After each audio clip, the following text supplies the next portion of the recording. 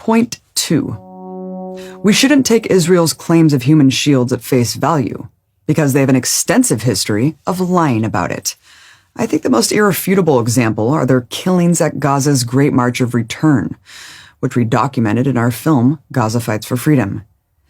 At this Great March, Israeli snipers directly targeted and killed 183 unarmed demonstrators, including 35 innocent children at these protests, journalists, marked press, medics performing medical aid, a man in a wheelchair, and so many more.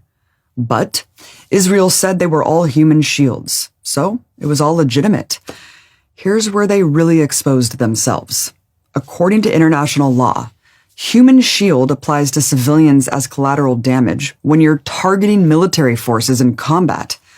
But at the Great March protests, there were no militants, nobody shooting at Israelis, nobody with weapons, no targets remotely connected to military operations.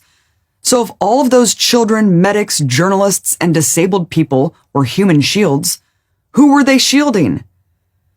Even when they killed celebrated female medic Razan al-Najjar, they released a propaganda video saying she was a human shield.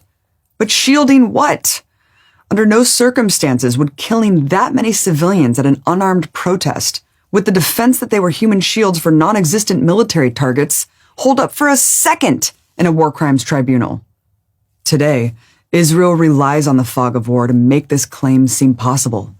But just 2 years ago, Israel showed an irrefutable pattern of lying about human shields, and now they have zero credibility.